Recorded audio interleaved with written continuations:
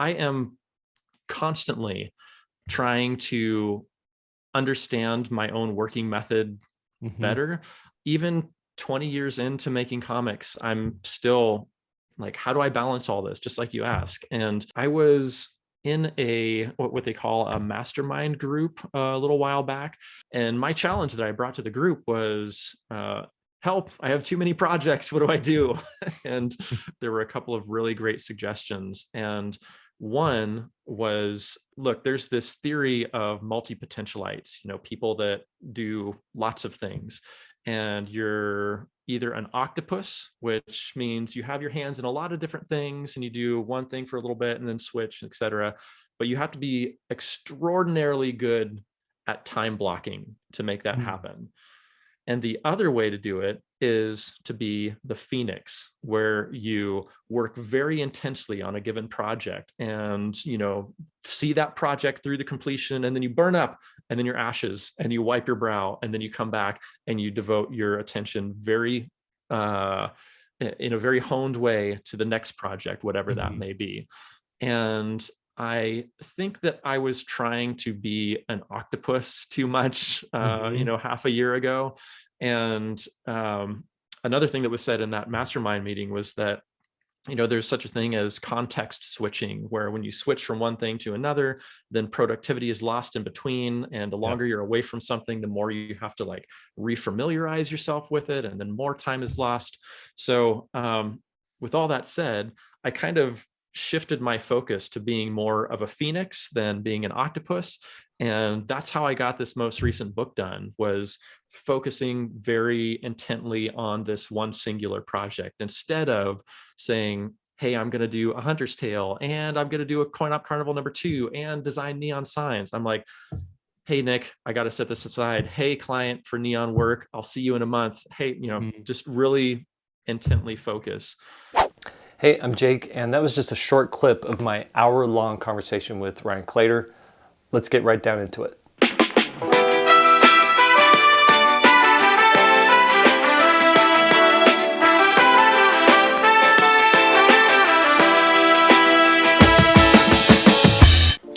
Okay, doing something a little bit different today. Today I'm interviewing someone. I'm interviewing Ryan Claytor, and he actually reached out to me about interviewing him for this book that he's kickstarting, sort of as a way to have a book tour or a Kickstarter tour, an online version of that.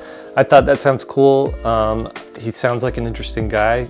Wouldn't hurt to do an interview, and I'm so glad that I did, because he's just a fascinating, creative person, prolifically creative. The amount of stuff that he's been able to work on and accomplish, and we get into all of that. Here's some of the things we talk about in this. We talk about his new book, obviously. We talk about his grandfather, and also generational creativity, how that creativity from his grandfather filtered down through his mom, into him, and into his kids as well. We talk about doing art projects with your kids. His kids sold 300 comic books. His first comic book that he redrew, his kids sold 300 of them, and it's kind of a cool story of how that whole project happened. We talk about why you should kickstart a book, why you shouldn't kickstart a book, like which projects deserve a Kickstarter, which projects don't. We talk about how to learn comics. Like there's not a lot of schools that teach comics, or if you don't have access to go to schools that teach comics, how do you actually learn this craft? And he gets into how he learned to do comics, where he gets inspiration from, which is really interesting. How to give your projects space so that you don't get burnt out, but that you have the energy, the creative energy you need to make the things that you want to make. And we get into even more of that in that first clip that I showed you. He digs in deeper to that stuff. Ryan is a pinball aficionado, made a book about pinball machines. You can see behind him in the interview that he collects them. He also designs watches. He designs neon signs. He teaches sequential art. He draws comics, is an incredible comic maker. And so I just loved sitting down and talking to him for an hour, and I think you'll like it too. This is one of those things where if you're drawing, if you've got some creative time right now, just put this on, have it on in the background, listen to it, feel like you're in the room with us, and enjoy the interview. So let's get started. So Ryan, thank you for joining me today. First, before like we get into everything, you have a Kickstarter happening right now. It's The Hunter's Tale. A Hunter's Tale. Yes. Yeah, that's correct. The correct name, right? ahunterstale.com. That's yes. Right. If you go to The Hunter's Tale, you'll go somewhere different. Okay. A Hunter's Tale. That's right. Give me the elevator pitch for that. Sure. Yeah. Well, first of all, thanks so much for having me on your YouTube channel here. I really appreciate it. And my new comic that's coming out on Kickstarter right now is called A Hunter's Tale, and you can find it at ahunterstale.com. It'll take you straight to the Kickstarter page. And the script for this comic was originally a poem that was written by my late grandfather almost 40 years ago. And essentially, it's about these two very disparate characters, you know, a hunter and his prey, and they form this unlikely understanding of one another. You know, this poem is really at its core about reciprocated empathy. And I think it's a theme that is just so important today. You know, we've all lived through the past couple of years together through pandemic and insurrection and George Floyd. And I don't have to list everything that happened over the past couple of years, but, you know, over the course of all that, in addition to being isolated, I feel like we've removed ourselves from one another even further, because in this day and age where we can just push a button to defriend someone and just surround ourselves with people who think like we do and act like we do and look like we do, I think that's really dangerous. And this poem of my grandfather's has been around. I don't remember it not being around in my lifetime.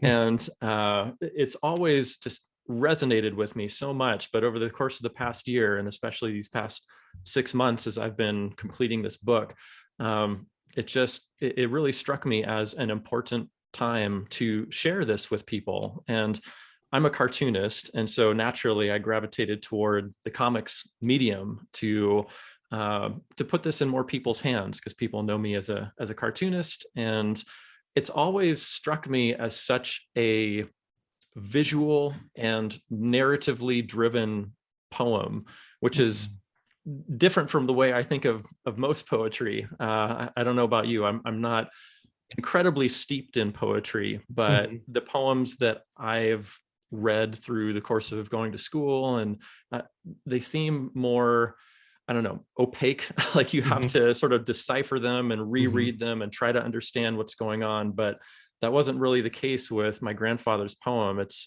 a pretty straightforward story told in rhyme. And I don't know, it's just my absolute favorite poem that my grandfather ever wrote. So I'm just incredibly excited to share this with people. Your grandfather, was he a poemer, a poet? In his later years, yes. Okay. He wasn't like a published poet, but he wrote quite a few poems.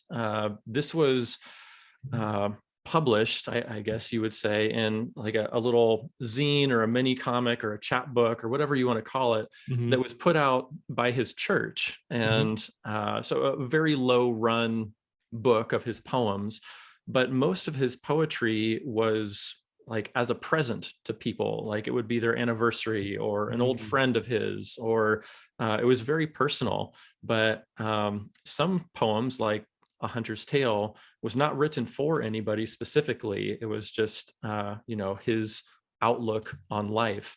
And I'm so ready to put that in more people's hands, you know, a lot more hopefully than he would have ever expected it to reach. Yeah, I think the thing that really appeals to me about this whole thing is you have this guy, creative on some level. He's writing poems and living his life how, you know, whatever else he's doing to live his life, but he's written these poems. 50 years later, I don't know how many years later, his grandson comes along who's you know, artistic, has ability, you know, has storytelling abilities, and you've essentially keeping him, like, him alive through his poetry. Like it's making him accessible and also relevant, you know, in this century. Yeah, you know, I think as artists, we, at least I do, I shouldn't speak for all artists, but I feel Hmm. like I have some thoughts about legacy. Like, what Hmm. do I want to leave behind? What is the body of work I want to leave after I'm gone? And Hmm. it's becoming more of a point of interest for me as I continue to age and Hmm. see the time I have to create Hmm. dwindling. And I was having a conversation with my dad last night about this, and I said, "Did Grandpa, did your dad ever have aspirations to be published or to have his work get out to a greater audience?" And from what my dad was telling me, he's like, no, it was really just, as I was mentioning, for gifts for people. And he lived in a very small town. And in small towns, you get to know people pretty Hmm. quickly. And so people started to get to know the fact that he made these poems. And so they would ask him to make a poem for them, or the church would ask him, or a friend would ask him, or somebody who was having an anniversary would ask him. And so it was really just him doing something that he loved. And I never really saw any um, outreach on his Hmm. part to gain an audience for it. It was really more for people close to him. That's so refreshing to hear. Isn't it? Right. Like, he's doing it because he likes to do it, and there was no like financial angle to it, there was no aspirational angle to it. Because I think, I don't know, I feel like that's that kind of stuff can kill creativity, can make, at least in on some level, make it disingenuous. I want to know a little bit more about him. Is he what was his profession? When was he born? Like, what was his, how old was he when he wrote this poem?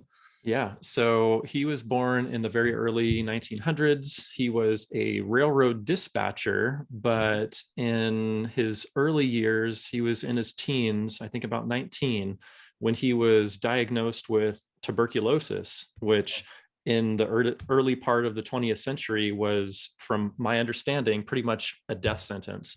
Hmm. So there was no cure, and they told him, if you have any hope of living, we suggest that you go out to the deserts of Arizona, you know, go visit Jake Parker.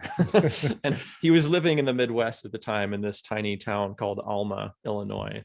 And so Yeah. they said, go out to the deserts of Arizona and hope that the dry desert air clears up your tuberculosis. So Hmm. that's what he did. He went out to the deserts and lived off the land. And he had a 22 rifle with him that he Hmm. used to catch what he ate, you know, whether it was a rabbit or a deer or whatever was out on the land. Hmm. And he could only take one shot at his food because he wasn't supposed to be living out there. And if Oh, he took a second shot, then the game warden would hear like what direction this was coming from and be able to figure out where he was and bring him in. right, And at which case he's not out in that dry desert air anymore. So right.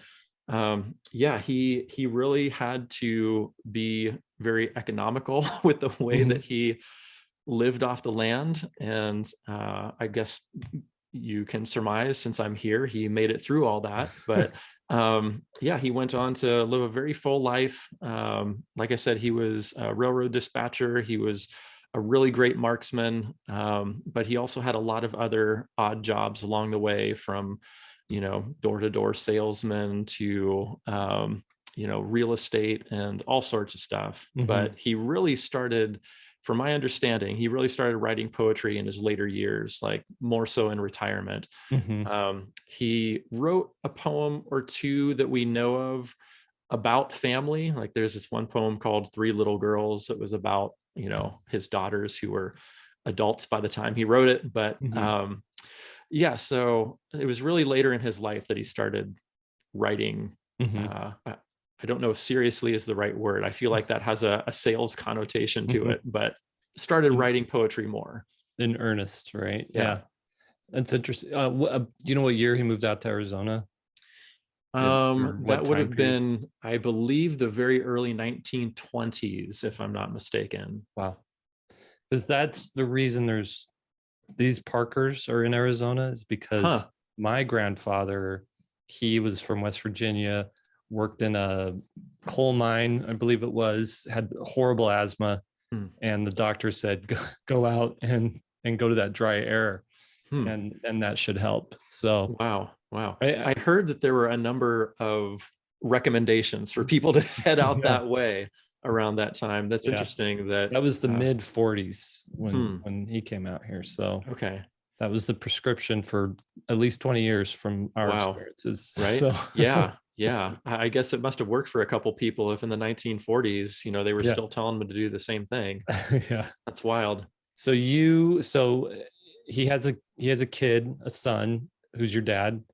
What is your dad creative? Is he write poetry? Does he play guitar? Is there anything on that level? So my grandfather had several kids. My dad was one of them. And my dad will tell you that the creative gene skipped him. Okay. he he's an extraordinarily hard worker and a very kind person, and I sure love him a lot. But Mhm. he does not draw or write or play guitar or anything like that. So what did But he or your parents, what did they think about you being this kid? Obviously, you've been interested in this since you were young, right? yes, And I assume you were born when 70s, yeah, right? late 70s, Okay. 79. Yep. Okay.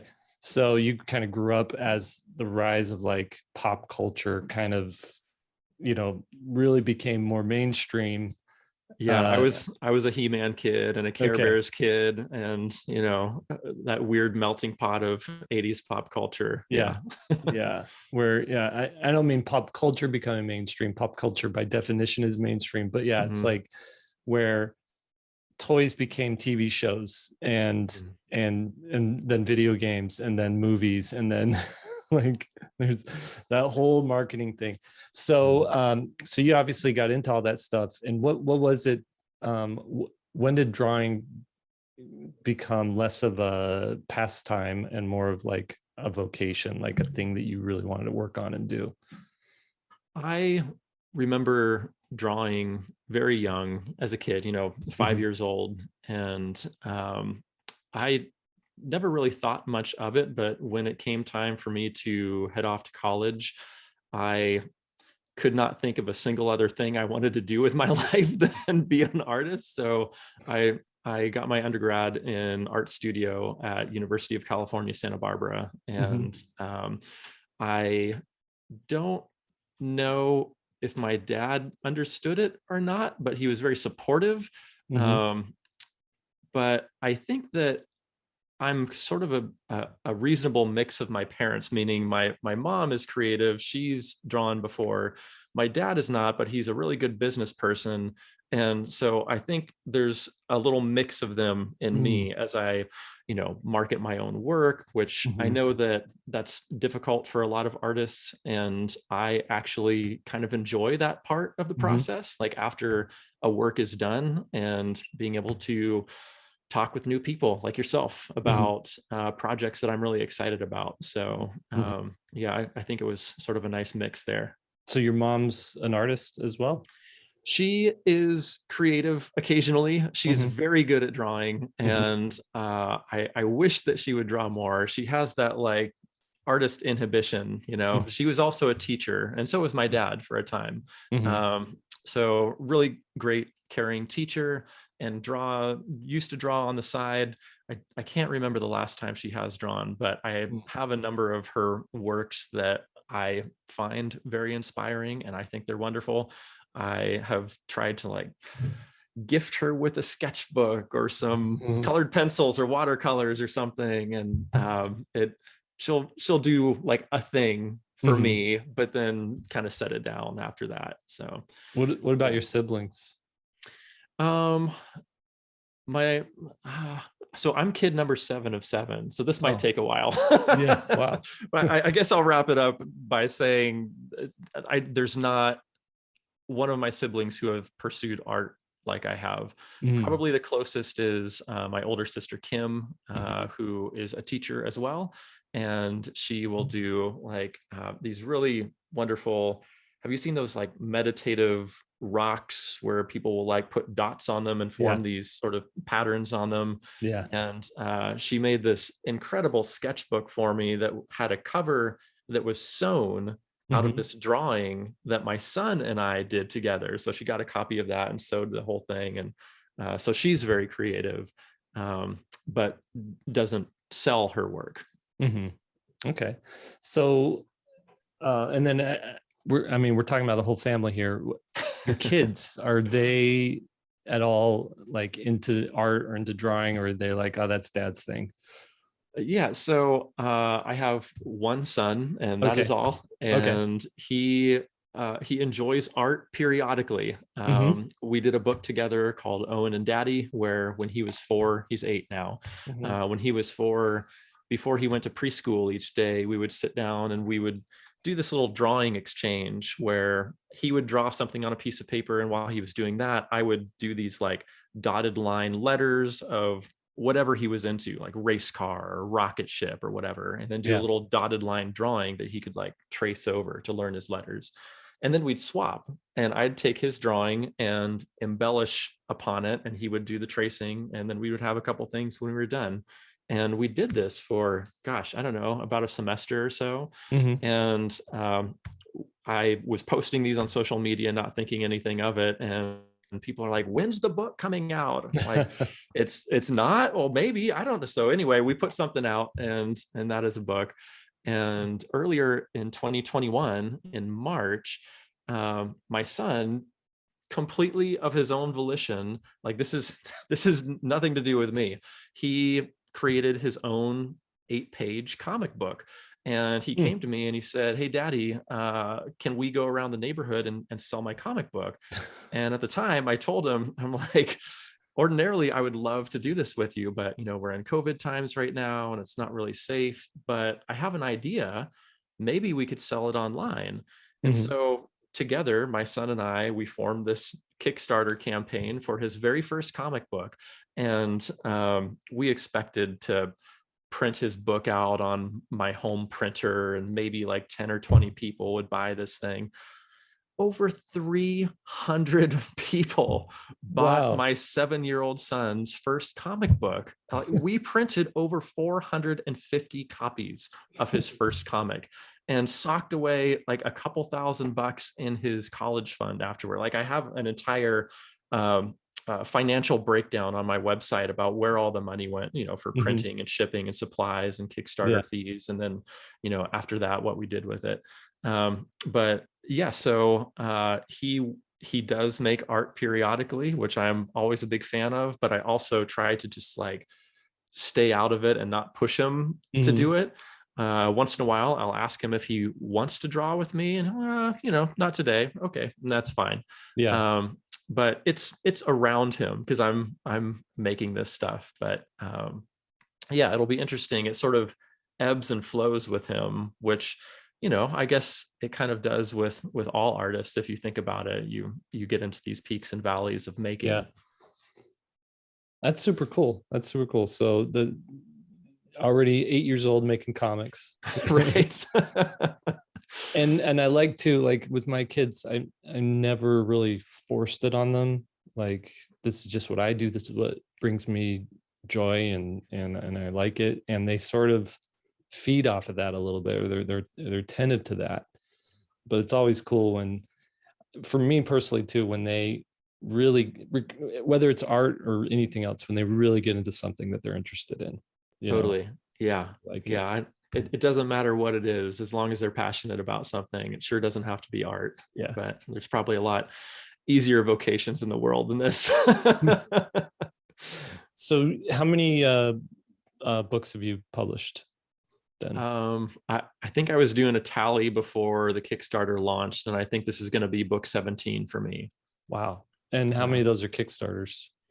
Only one other. I've been doing this since before Kickstarter was around. So a lot of those books were self-funded, and all of them were self-published. And let's see, Autobiographical Conversations that came out in 2013, I ran an Indiegogo campaign for that. And in 2019, I came out with a book called Coin Op Carnival, which I co-wrote with my very good friend, Nick Baldridge. And it's about electromechanical coin-operated amusement devices, so old pinball and arcade games.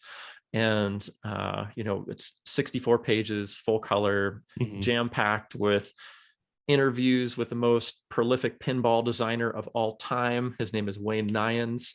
He was 100 years old when the book was released, and just turned 103 this year. We've got game reviews, tech segments, product spotlights, and all sorts of stuff. It's full color illustrations on every single page, full blown comics in a lot of it.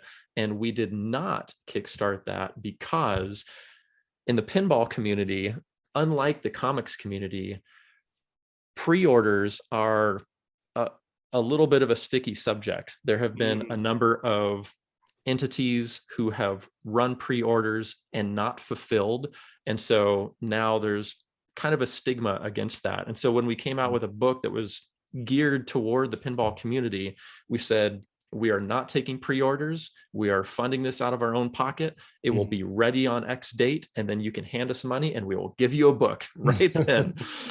So we really wanted to show the pinball community that we were serious about this. And so we said we will never kickstart an issue of Coin Op Carnival. So that's why we didn't do that. But I think Kickstarter is an incredibly powerful community and equalizer.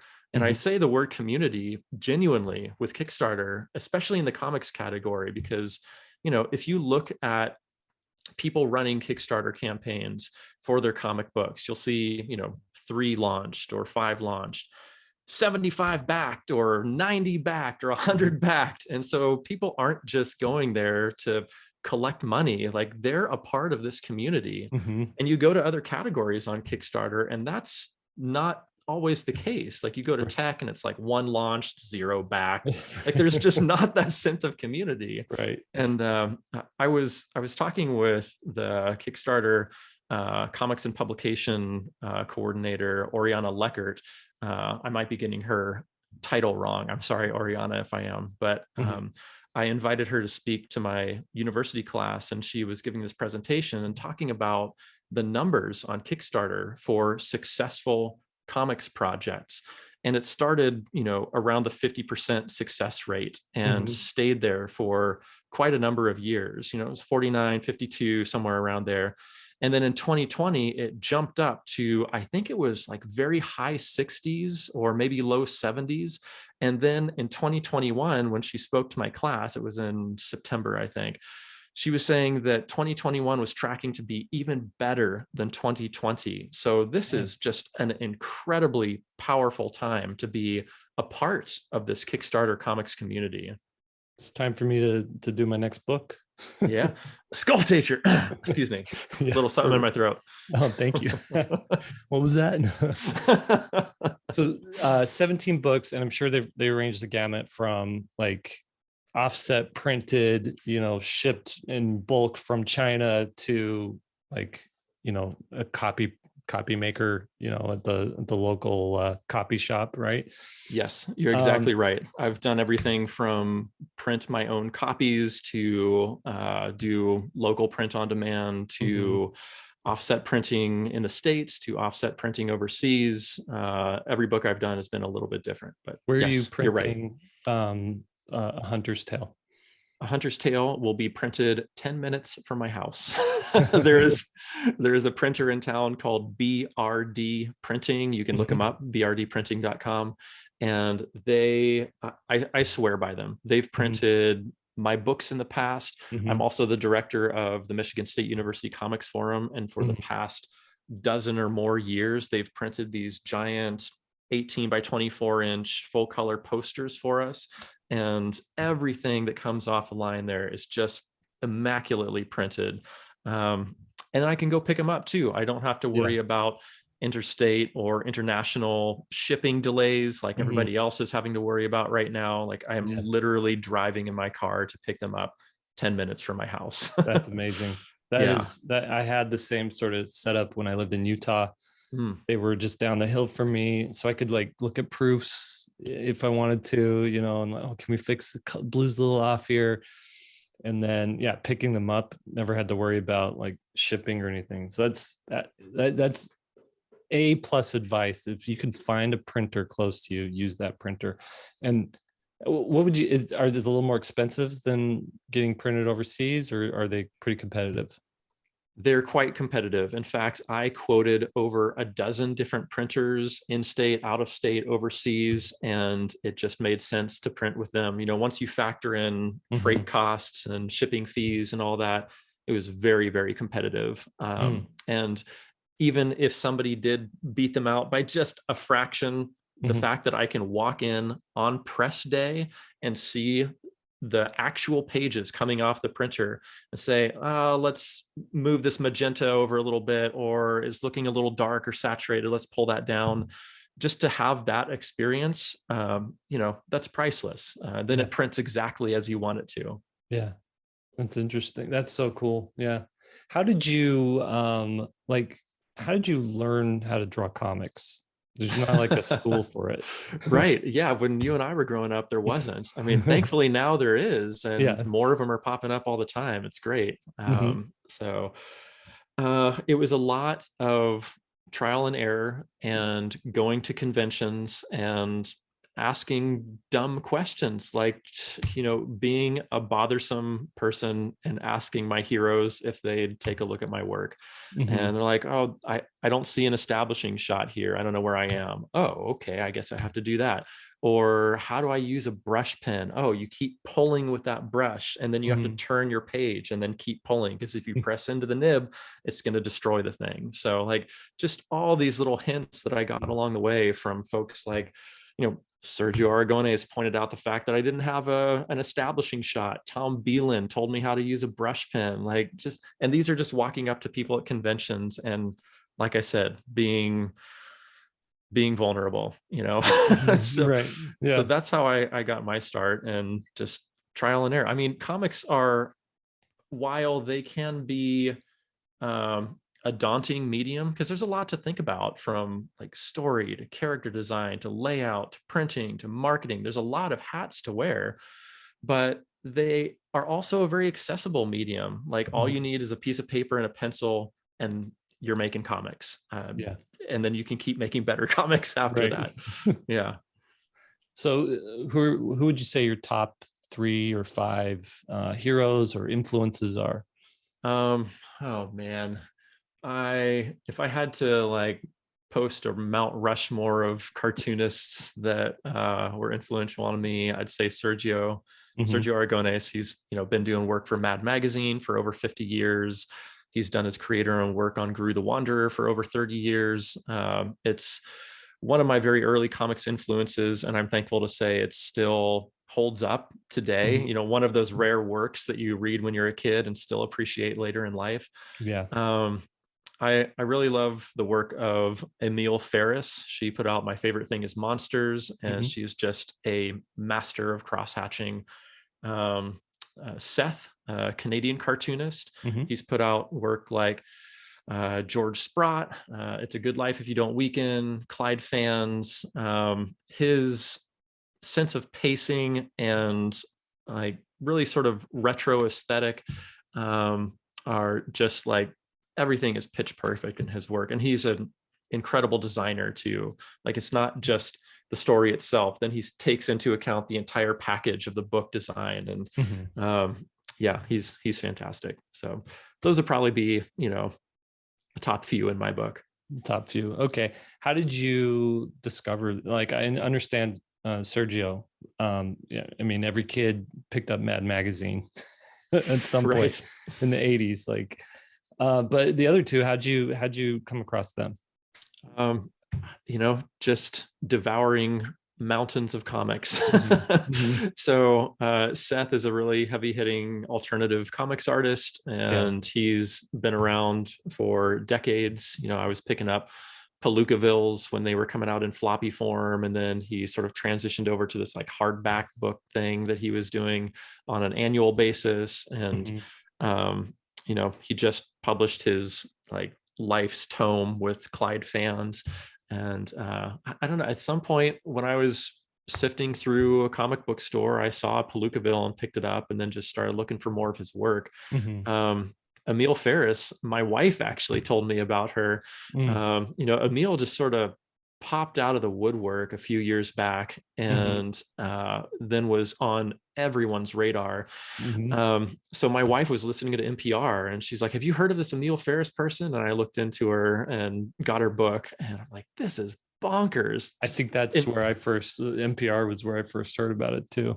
Yeah, so she's been everywhere since that book came out, and Yeah. just won every industry award for it. And I brought her to campus to Michigan State University, Mm-hmm. and she's a wonderful person. We've got her keynote address at Michigan State University archived and online Oh, if you want cool. to check it out. But I do it want to check wasn't that out. you should. It's not just an artist talk. It's like a political rally. It was incredible. Like the whole night I felt like I had goosebumps the whole night. That's cool. Yeah. That's cool. So you're you're pulling inspiration from the past, from like from your grandparents. You're pulling inspiration from the present with like these artists that you've sort of grown up with. Where else do you like get inspired? Like what is it that's driving you to want to create something? What the next book after A Hunter's Tale, what's that going to be, and where did that inspiration come from? Oh man. Of course I have projects planned Yeah. past this and lined up, and I hope I can get to all of them before the end of my life. But as far as inspiration goes, I get inspiration from a bunch of different places, from like gaming. I like pinball machines. I like old retro handheld games, like the old Game and Watch games that were those little LCD fixed sprite games. Mm-hmm. I did a whole podcast about them at the beginning of 2021. Uh, I I ran into a bit of a snag in a project I was working on. It was Coin Op Carnival #2, the follow-up issue to the first one. Mm-hmm. And Nick, my very best friend and my co-writer for the book, and I were working with another person on the project. And to make a long story short, that person pulled out of the project, which rendered a ton of artwork I did unpublishable. We Mm-hmm. can never use it. I can never show it. And I had everything from spot illustrations to full page illustrations to double page spreads to full blown pages of comics. Like I I had poured a lot of work into this. And when that happened, I'm not sure I was cognizant of it at the time, but like I pulled back for a minute and I started getting into other interests like gaming. And then I Mm-hmm. did that gaming podcast. And when I look back at it, I'm like, oh, okay. Like I needed some space and I just Mm-hmm. needed to not work on comics for a minute. Mm-hmm. And I pursued that other interest and did this, it was always meant to be this limited 8 issue or episode podcast that I did, where I was interviewing people in the community and doing game reviews and stuff like that. And after I did that, I felt like, it was a bit of a palate cleanser. And then I think one of the things I needed at the time was a personal project, meaning a solo project instead Mm-hmm. of a collaborative project, because I had been doing collaborative projects quite a bit Mm-hmm. with Coin Op Carnival. I also design neon signs. So I'm working with clients and the fabricator and myself and making sure everybody's on the same page. I also design watches for London-based company Mr. Jones Watches. And so that's a very collaborative process as well. And I think it just kind of dawned on me that I need a thing that's all my own for a minute. Mm, And so I had what was a very difficult conversation for me because I did not want to disappoint, my best bud and say, "Hey, Nick, I think I need to step away from Coin Op Carnival #2 for a minute." But Nick is a saint and, just reaffirmed why he is one of my best friends in the whole wide world. And mhm. he's like, "Take your time, man. Do what you need to do. I know you'll come back," and I Yeah. will. And we'll finish that series. It's designed to be a 4-issue limited series. So that's what I did. I stepped away and started doing A Hunter's Tale over the past 6 months, and here it is, come to fruition. Yeah. And up on Kickstarter at ahunterstale.com. I'm curious about the neon signs. Can you tell me a little bit about that? How you got into it? What's the rub there? Like, why do you keep doing them? Do you want to keep doing them? Totally, yeah. So it was probably half a dozen years ago or so that one of my good buddies' wife came to me and said, "Hey, Pete is my friend's name. Pete's turning 40. I want to do something real special for him. He's also a pinball fanatic." And she said, "I want to get him a custom neon sign for our game room. Can you help me design that?" Yes, of course, I'd love to. And until she asked me that, I didn't even know that was a thing that could happen in this world, is to Mm, design a custom neon sign.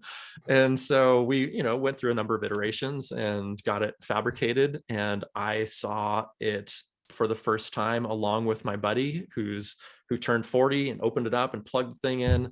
And then after that, every time I went over to his house, I went down his basement and just stared at this sign. I mean, I don't know if you've ever sat in front of a neon sign before, but they are so captivating. yeah. And ever since that happened, I'm like, I got to make one of my own. And Mhm, so 5 years later, I turned 40, and mhm. I'd been talking to my wife about this the whole time, and she's like, "Yes, we're going to fund this for your 40th birthday. Go make it happen." And I was designing my own sign at the time, and because it's my own, because it was expensive, because it's the one and only time in my life I'm going to do this, I thought I'm going to over design this thing, meaning I created so many different iterations and I Mhm. was uploading them to a pinball community website, and just like, "Hey, this is my basement build that I'm working on, and here's one of the things that I'm doing," and sharing it with people.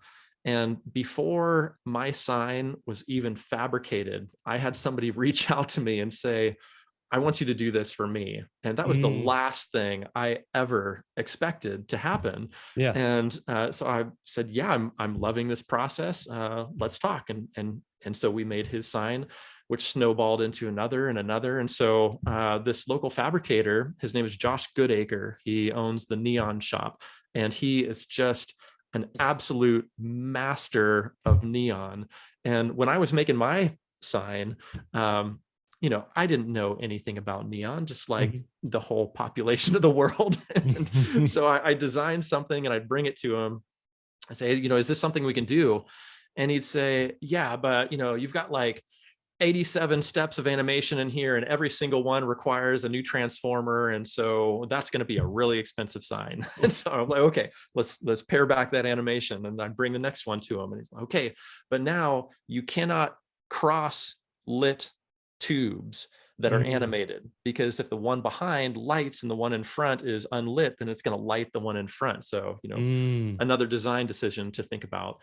And so we did this for, 2 or 3 times. And by the third time, I was like, "Okay, I think I get it now. So if you don't want to see this stuff, like, I'm going to keep designing my sign, like a bunch of them, but mhm. I don't have to show them all to you." And he was like, "Keep sending them. I've been fabricating for over 30 years and I'm finally excited about making a sign." So like we've just formed this really great working relationship and friendship together. Yeah. And he is just, and in addition to being very good at what he does, I mean, it looks like I'm looking above me because my sign is right in front of me. Mhm. He makes it look like bent glass came out of my pencil. It's Oh, incredible. wow. It's so accurate to what I give him.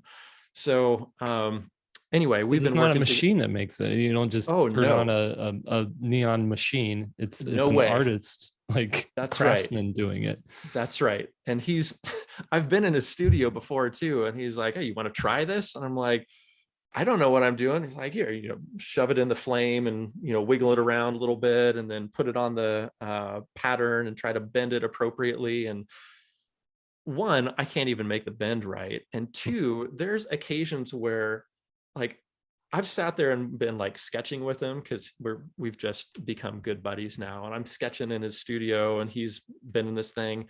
And I'm like, what bend are you doing right there? Because I can see the lettering out in front of him, but he's like 10 steps ahead. And he's like, oh, if I bend this one right here now, it's not going to be able to bend back. So I have to go a few steps ahead and then bring it back. Like, I don't even know how his mind works that way. So like, or how many tubes he's ruined trying to figure that out. Yeah. So I have zero delusions about becoming a fabricator of neon, but I love designing. And he's the other way around. He's like, I don't want to design the thing, but I like fabricating. Like, yeah, match made in heaven. So we've got, how much does a neon sign cost? Oh, it varies from hundreds to thousands for the ones we've produced so far. And it all depends on size, amount of animation, specialty glass, meaning there are standard colored neon tubes and there's specialty colored neon tubes, which cost a little bit more. It varies wildly, but we've got over a dozen custom signs under our belt at this point. We've been doing them for the past couple of years, and I love them. You were asking if I want to do any more. Yeah, I do. And in fact, I've got some people lined up for jobs that I'm like, look, I'm doing this Kickstarter thing right now, and I'm all in, but just give me a month, and then I'll be back with you. So yeah, there will be more custom neon signs. So if I'm actually curious about this because I have a friend who's an architect, and typically architects make about 10% of the overall budget of the project, right? Is that about the same with the neon sign? Like hiring a designer to design it and then fabricate it? What percentage of that goes, would be your fee or goes to you? Sure. So I have a fixed fee that I take for designing, regardless of whether the sign is small or large or in between. And then Josh quotes them for the fabrication price, whether that's small, large, or in between. So we both have our separate fees that we require from the client. But, Josh and I work very closely together. So it's not like, oh, you have to talk to me first and then go talk to Josh. Like Josh and I are, integrally related on design and fabrication and, in conversation the whole time. So I like to think our service is pretty seamless. I think you'd probably hear as much from folks that have dealt with us before. And Josh is just, I can't say enough good things about him because he is not only a perfectionist, but also like a really stand-up individual. Like we've done signs before where he'll get a colored tube in that's like off a shade of pink. And you can tell like it's more magenta than it was supposed to be pink, but like, in the grand scheme of things, is it going to matter? And he's like, nope, we got to make it right. So he like ordered the whole the whole thing was already bent, and like he redid the entire thing just so it would be what we said it was going to be. And that's not a quick process. I mean, physically bending glass in fire, Right. Well, and that's kind of the thing you expect when you get to a certain level of craftsmanship and professionalism. Like I've done things before. I'm like, well, I got to redo this drawing. It's not right. Let's get back to it and spend another day, on it. And it's nice when you find somebody that's on that same wavelength. Right. Exactly. How do you get everything done? Like you're teaching, you're running this campaign, you're doing like a 31 tour, like interview tour, online tour, right? There's the signs, there's the watches, there's the pinball things. You have a family. Is there anything else you're doing that you're not telling us about? Like I'd probably better not say, or my wife might get upset. But no. Yeah, that's a good question. I enjoy a great many things, and I've had friends of mine tell me that there's no one that can parlay their interests into a business like you, Ryan. Like, Mm, I mhm, like neon signs and now I'm designing them. I was into mhm, watch collecting and now I'm designing them. I like mhm, comics and I make them. mhm, That sort of thing. So if I think if I find an interest and it's interesting enough to me, then I really dive deep into it. Um, and I am constantly trying to understand my own working method mhm, better. Even 20 years into making comics, I'm still like, how do I balance all this? Just like you ask. And um, I was in a what they call a mastermind group a little while back, mhm, and my basically you come to a group that has similar experience level as you do, and you come to them with a problem, and then together all these minds are better than just one. So uh, solutions are suggested and things like mhm, that. And my challenge that I brought to the group was help. I have too many projects. What do I do? And um, to make a long story short, there were a couple of really great suggestions. And one was from a gal named Jamie Dillon. Hi, Jamie. I hope you're watching. Um, so Jamie chimed in and said, look, there's this theory of multi-potentialites, people that do lots of things. And you're either an octopus, which means you have your hands in a lot of different things and you do one thing for a little bit and then switch, et cetera. But you have to be extraordinarily good at time blocking to make that mm, happen. And the other way to do it is to be the phoenix, where you work very intensely on a given project and, see that project through to completion, and then you burn up, and then you're ashes, and you wipe your brow, and then you come back and you devote your attention very, in a very honed way to the next project, whatever that mhm, may be.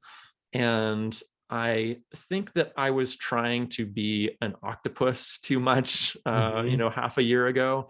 And another thing that was said in that mastermind meeting was that, there's such a thing as context switching, where when you switch from one thing to another, then productivity is lost in between. And the yeah, longer you're away from something, the more you have to like refamiliarize yourself with it. And then more time is lost.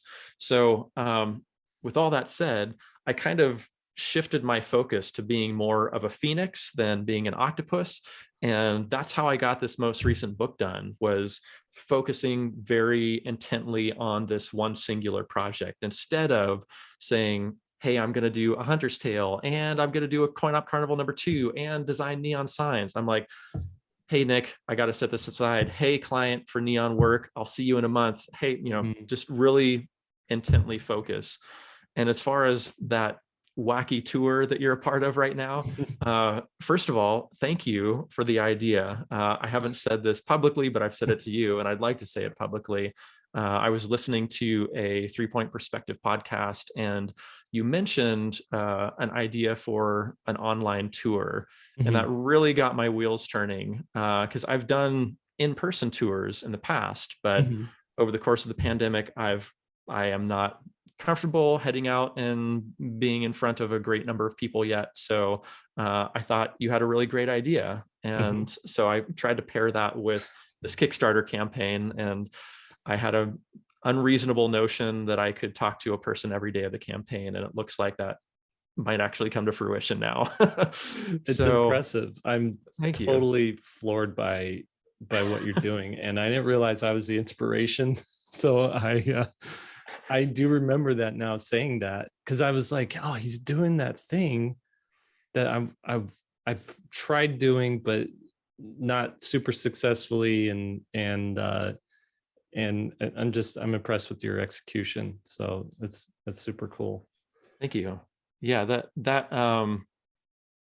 it's not difficult. It's just time consuming. And my wife and I and my son, we all live under one roof. We're all remote teaching, remote learning, and consequently, we have a very uh, regimented schedule. And I have a very finite time to do stuff like this, like talk with artists and hang out. And so, I gave you those times, and those are like the nights that my son is being put to bed by my wife.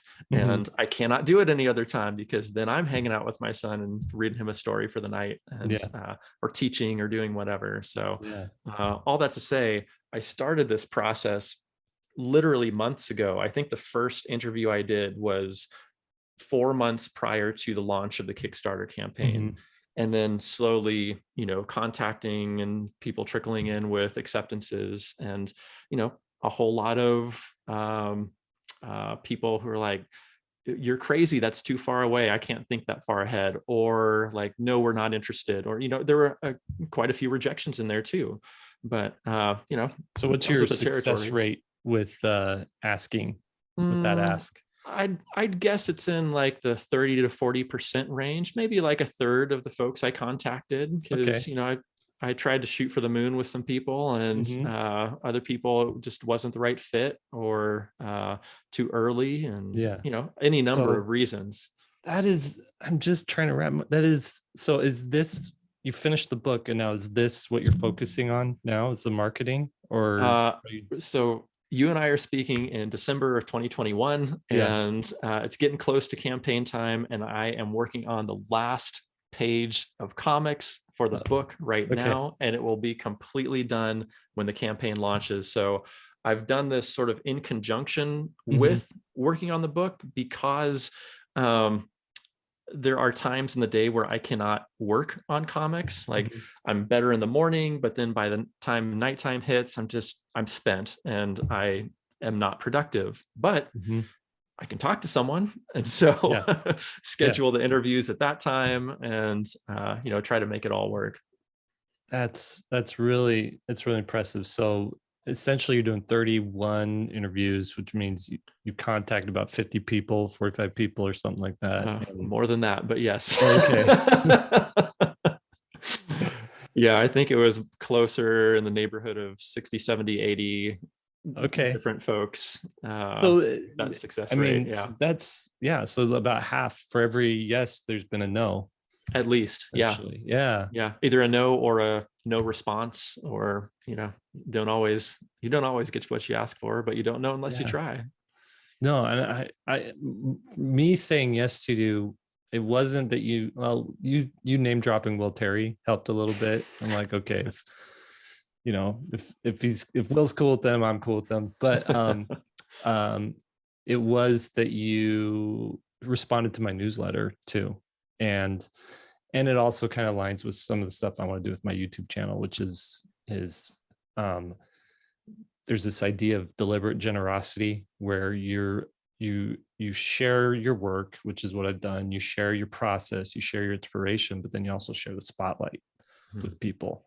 So that's kind of like the thing here. I'm not done grilling you on productivity. Sure. So what's your work day like? Maybe we'll wrap it up with this. Like, what is your work day?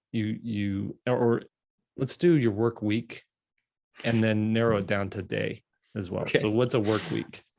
Okay. So as I mentioned, currently my entire family is still at home. So I teach my university courses on Mondays and Wednesdays.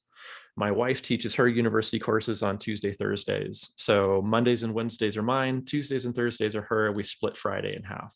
And is that considered a full-time, or are you adjunct, or what? I am full-time at Michigan State University. I am not a tenured professor, but I am full-time. Yeah. You get health benefits and all that?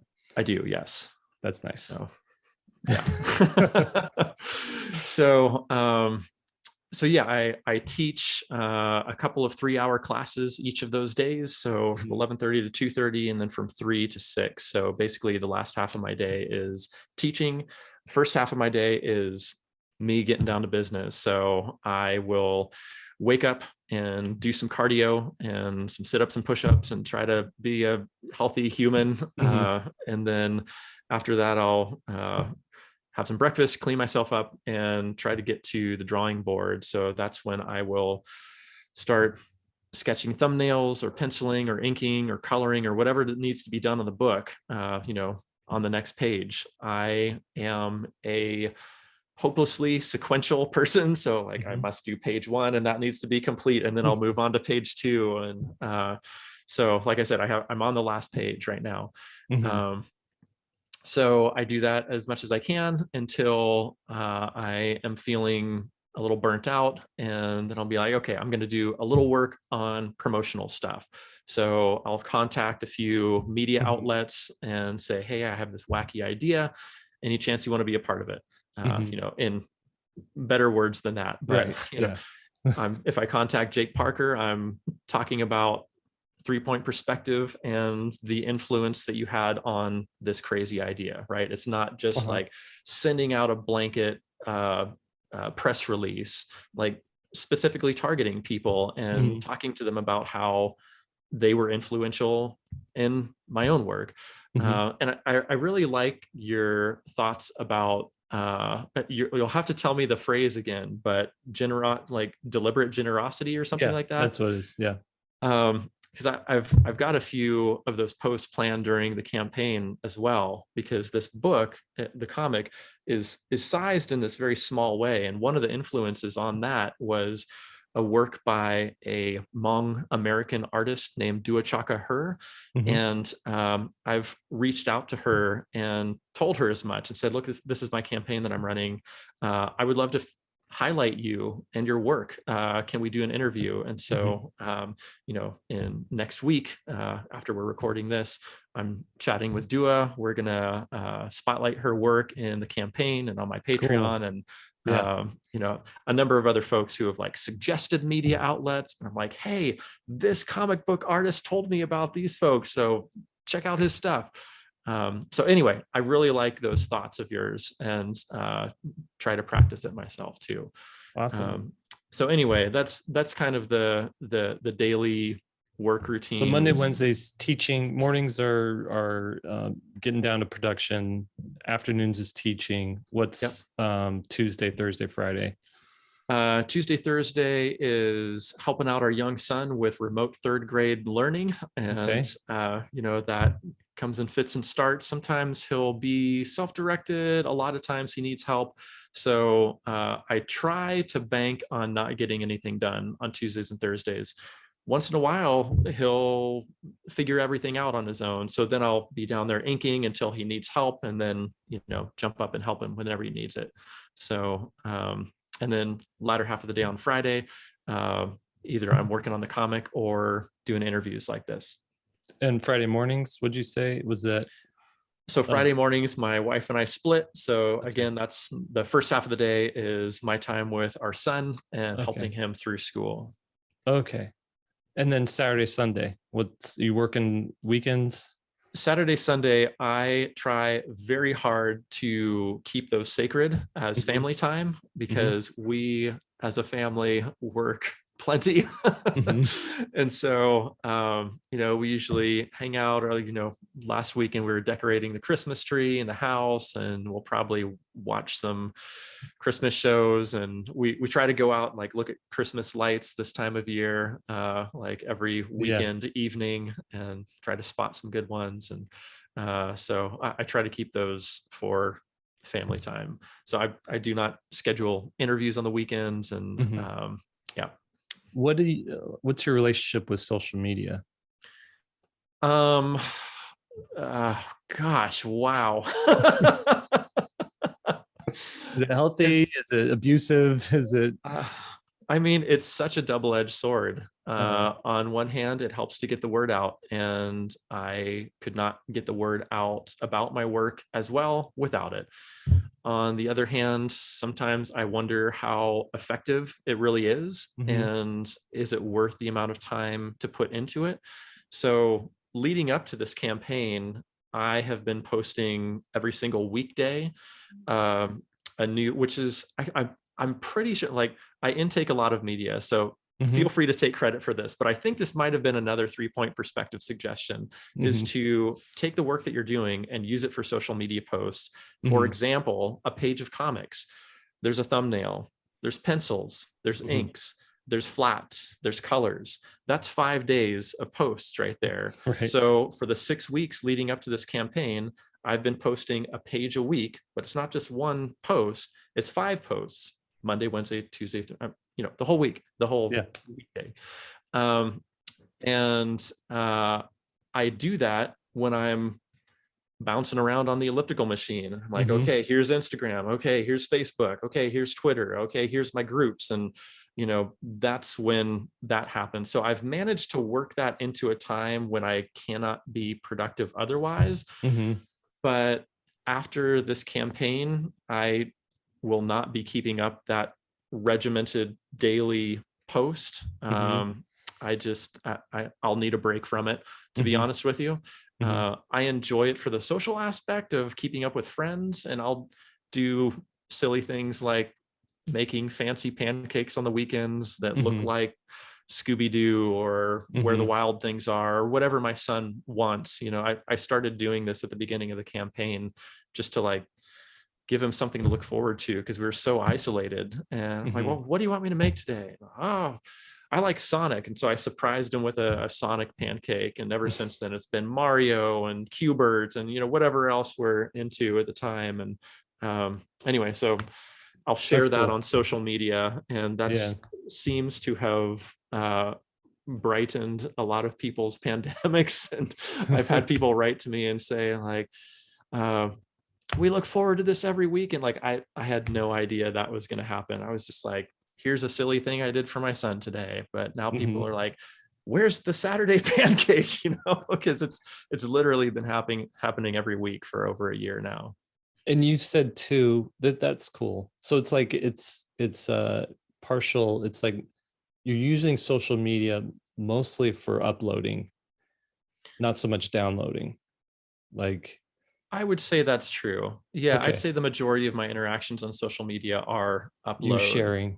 Yeah. Occasionally I'll get stuck in the perpetual scroll, and then I feel bad about myself and try not to do that anymore. Get out of here.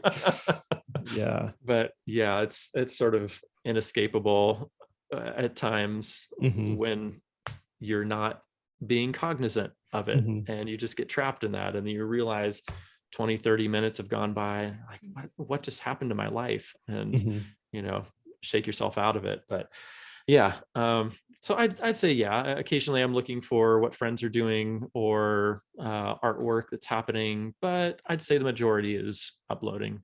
Okay. So I just want to point out, everybody watching this, it's you made your book essentially three half days a week, and you're doing all this in that kind of 3 half-day a week time period. So when people say they don't have time, like, you got time. If Ryan can do this, and also A Hunter's Tale isn't like a sprawling epic. It's not book 1 of Harry Potter. It's not, Lord of the Rings. It's how many pages? It's a 32-page comic book, and it's a tiny comic book. Like I said, it's. I mean, you're making something. What's cool about that is it's a win. It's a obtainable win. You're not setting yourself up for failure. And so many people are like, well, I got to do this. I got this story and this massive graphic novel thing. I myself am guilty of that. Like I said, I want to talk to you about Skull Chaser when we're done. we will. So I'm sitting here just super inspired. So I really appreciate you like taking we're both taking time. So I appreciate you reaching out and suggesting this. And I feel bad for like not being super responsive to some of your emails, like quickly responsive, but it really has been like very fulfilling for me to talk to you today. So I appreciate that. And I super appreciate your time and everything you're doing too, with SVS Learn and with your own books. And, I just got Drawings 5 and was looking through there. Like, look at these character designs, and hey, he did a comic again. And And I can't wait for more comics, Jake. Yes, yes. So, well, should we end it there? Is that good? Sure, I'm fine. All right. Thank you. You got it. All right, that was my interview with Ryan. I hope you got as much out of that as I did. He just injected me with like inspiration to go out and actually finish projects, to just like set aside whatever it is that's keeping me from doing stuff and actually go and finish it. I loved his idea of being a Phoenix creator instead of an octopus creator. I think that's my biggest takeaway with it. I led the whole video with that. And that's something I'm gonna remember for a long time. Might even like be the Phoenix, might even like paste that on my wall in front of me. All right, before you go, I gotta sell some books. A lot of you purchased my drawings book based on my recommendation in the last video. It blew me away. I super appreciate that. We just had orders going out for a couple weeks, and that was just like a phenomenal experience for me to know that like you guys love the stuff that I'm making. So this book, Drawings 5, it's available now in my shop. Link is below. This is a collection of my artwork from the last couple of years, all from scans from my sketchbooks, finished drawings. It also has a actual comic in the beginning. It's one of my only It's my only drawings book to have a comic story in the beginning. It's a Skull Chaser comic. And it has, what's cool is like a little tutorial in here on how I do character design. So I take you through start to finish on doing one of my character designs. It's a good book to have on your inspiration shelf of art books, and you can order it now, and I will ship it out as soon as those orders come in. All right, I think that's it. See you next video, and now you go draw something.